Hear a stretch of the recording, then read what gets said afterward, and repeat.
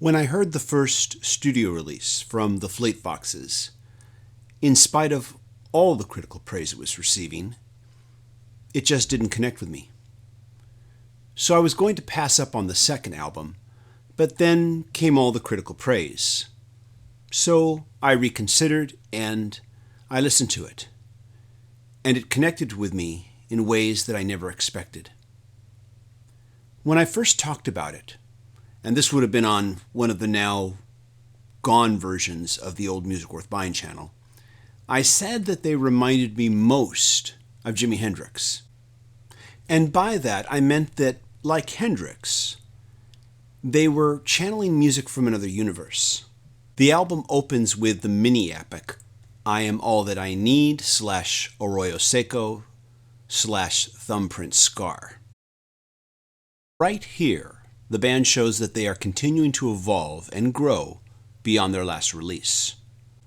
On their last album, Helplessness Blues, it still felt like you could tell where songs began and ended.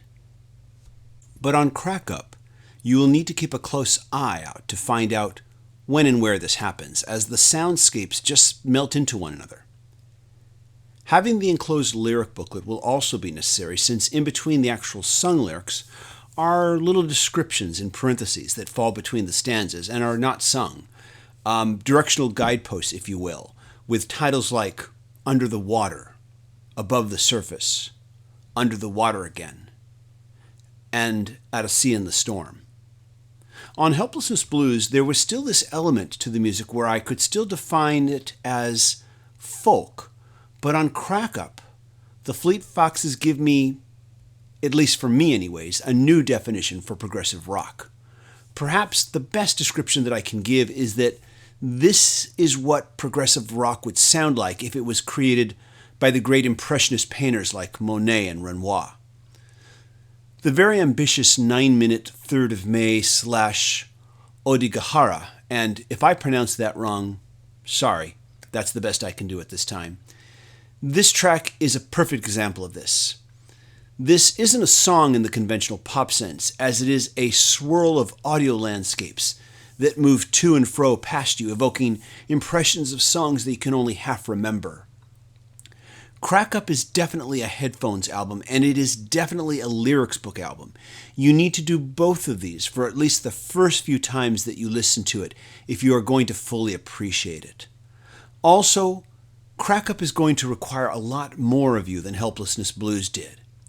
At first listen, which I will admit was a casual listen, I almost felt that Crack Up was just going to be a continuation of the last album.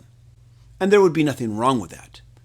But on subsequent and more attentive listens, I began to see just how much deeper and more defined this album is from its predecessor, and it does it in very subtle ways. On the album cover is a picture of an ocean seashore beating against the rocks. I have already read quite a bit about the basis of the song lyrics, but I'm not going to get into all of that here, because to be honest, I don't really need to know what the song's lyrics are about to enjoy them.